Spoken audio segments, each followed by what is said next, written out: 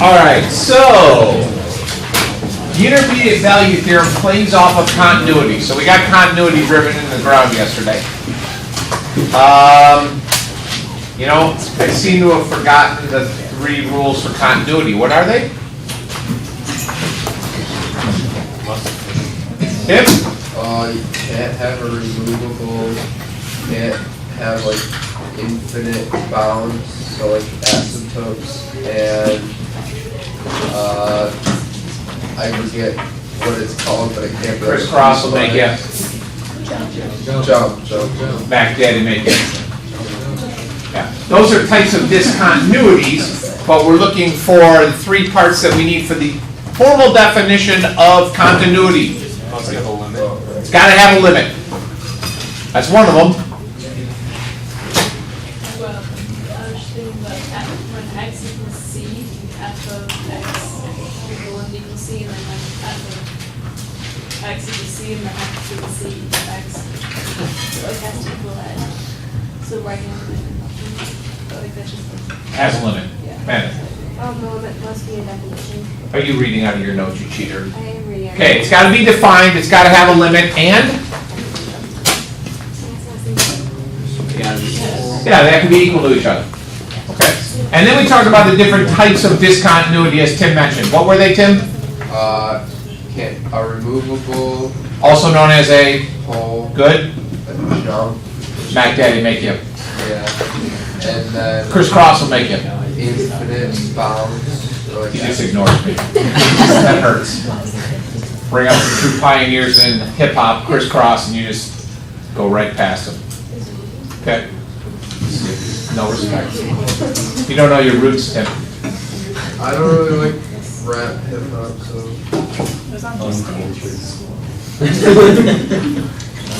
What was the third?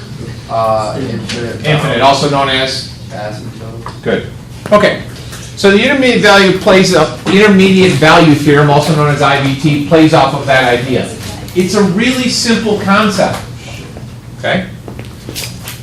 If I go from here to there, I have to cover all the space between those 2 things, right? I don't know how to teleport.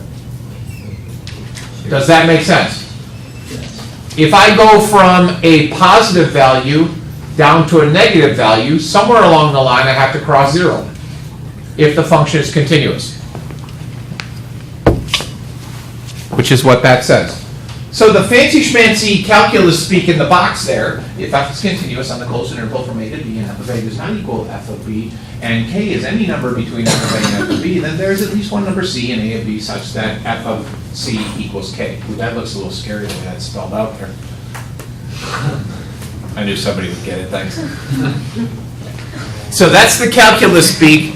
This is the logic here. If I go from this point down to that point, and it's continuous, I don't pick up my pencil, I've got to cross that dashed line. Is that a fairly simple concept? Okay, good. So how do we illustrate that? Well, we'll talk about this first. Real world examples. Do you want me to read it to you like story hour, or can you handle it? Okay, you got a little girl, she's 5 foot tall on her 13th birthday, all of a sudden she's 5'7" on her 14th birthday. Okay, this isn't big. She didn't wake up the next day and all of a sudden be 5'7". Any point in time, she had to be one of those values between 5 and 5'7". Does that make sense? Okay? Because growth is continuous. There's not, even when I talk about a growth spurt, you're still growing.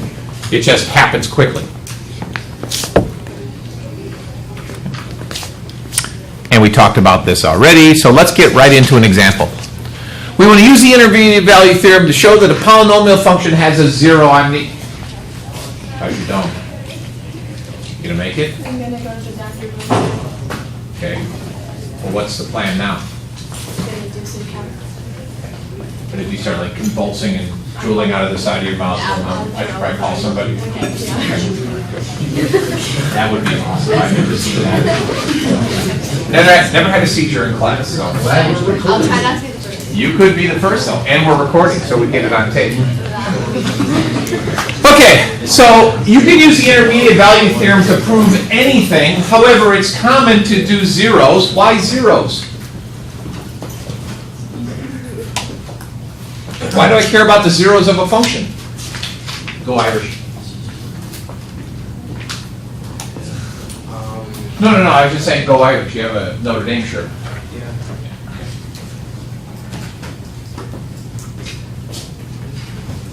I forgot what I asked. Why do we care about zeros? What's significant about the zero of a function? Good.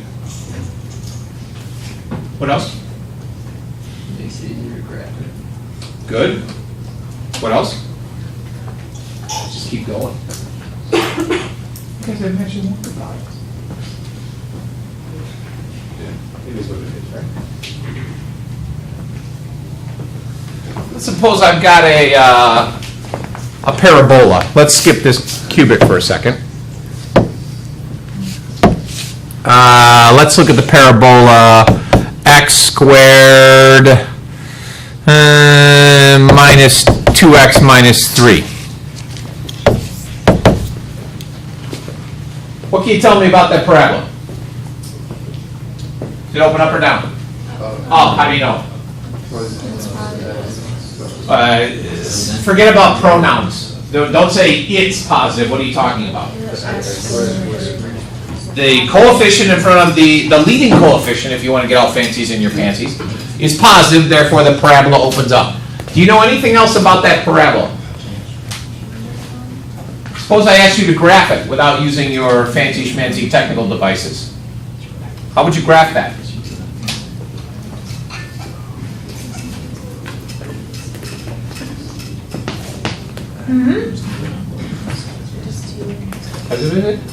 Say it loud, say it proud. 2 intercepts. X minus 2x minus 1. Oh, so you want to factor this. Oh, wait. What, try that again? Okay. Wait, no. What would it be? X minus 3x plus 1. There you go. I knew you'd come around.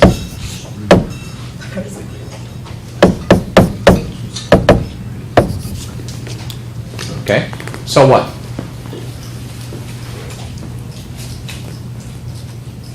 There's an intercept that x equals 3 and x equals -1. Perfect.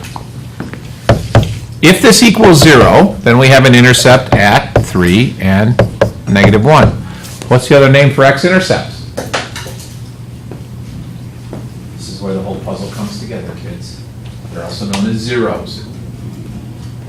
So why do we care about the zeros of a function? There are x-intercepts. Knowing this, then, I could plot those 2 points. Can you find the parabola of the, not the parabola, what's that thing with the, thank you, the vertex? You can find the vertex, right? How? Good, negative b over 2a. We don't know it's a y-intercept because it might not be symmetrical. Might have shifted around a little bit. And then plot it, yes? Okay, great. Hot diggity. All right, let's go back to this cubic. There's a lot of things I might want to do with that cubic. I might want to factor it. I might want to graph it. I might want to do a lot of other things. What I need to do is irrelevant right now because all I need to do is find whether or not it has a 0. Notice it's not asking you to find the 0. It's saying show that it has a 0. Okay, so what does that process look like? In order for the intermediate value theorem to work, you have to establish that it is a continuous function. Otherwise, it doesn't work. Okay. If we take something like the step function, that won't apply because there's jumps. Okay.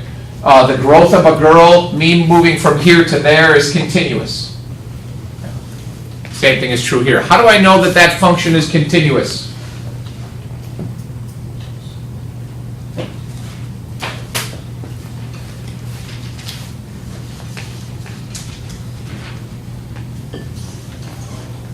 Joy? It's a polynomial. Yeah, boy, it's polynomial. And all polynomials are continuous. Therefore, that function is continuous, and therefore the intermediate value theorem applies. Okay, that's step 1.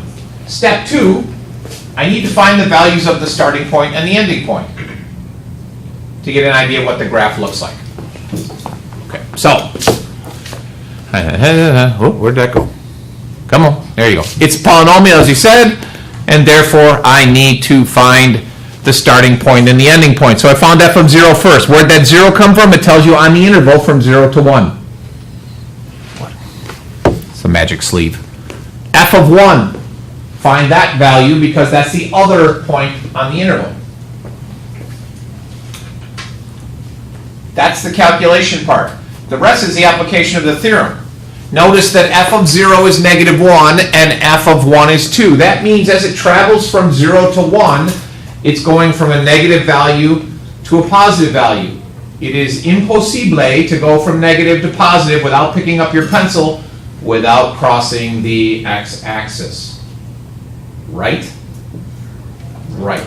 So I'm thinking on this particular example that there might be another 0 somewhere, and I believe, I'm not 100% sure, but I believe that 0 might be between 2 and 4.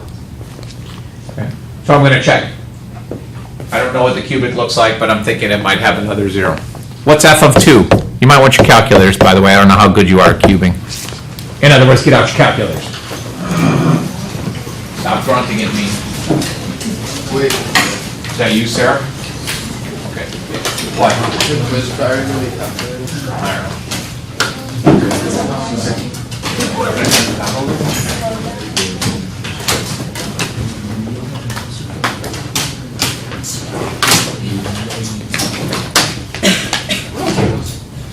Okay, what's f of 2?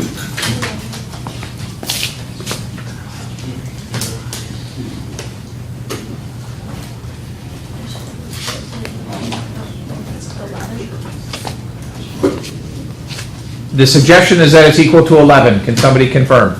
Yes. Outstanding. What's f of 4?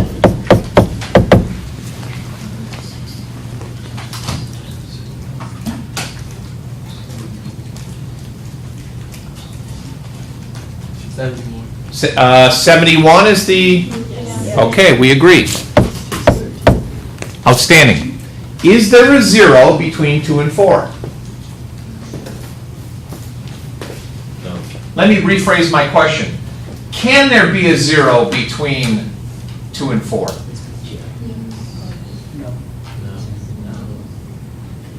Okay, so let's think about this.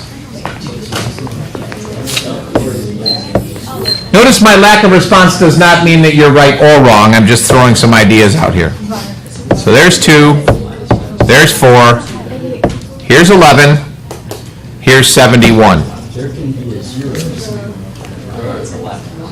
Can there be a 0 between 2 and 4? Yes. Yes. Does there have to be? No. Good. Okay, so that's an important distinction to understand here. I could just go, no 0. It's continuous. I didn't pick up my little pen thing. However, I could also do something wonky like this. There could be all kinds of zeros in there.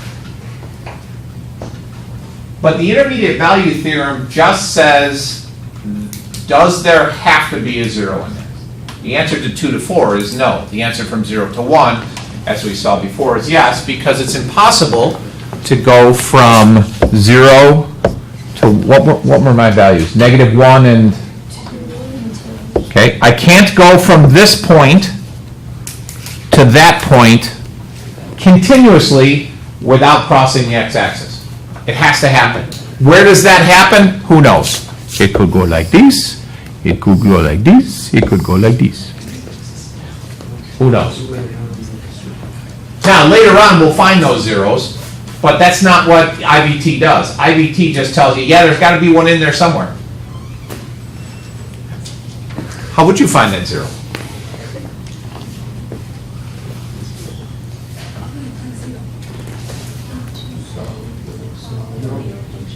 For y or x? For y. Good. Then what? That's the hard part. What would you do with this beast?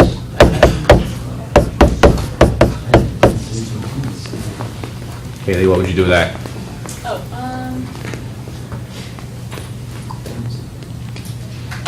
Can't factor it. can't factor it. No, there's not 4 terms, so you can't group it. Yeah. You can't factor anything out. No. So you pretty much only have two choices.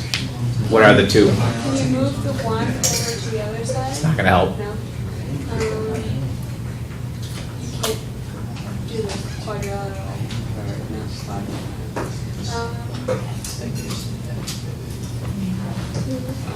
You cheat with a graph, Yeah. use your calculator, or long division. Pathetic. Let's pretend I didn't even say that.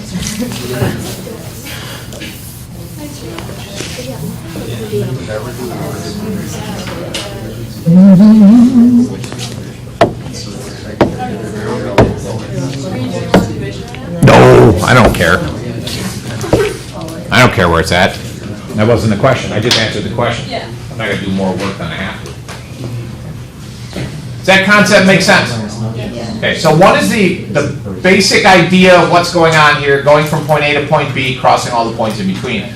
The second is the application using the calculus to figure out whether or not those values are there. Doesn't have to be a 0. It could have been, use the intermediate value theorem to see if this function has a value equal to 16 between 2 and 4. Okay. That would have worked because we had 11 and 71. All done. All right, good? Let me stop this.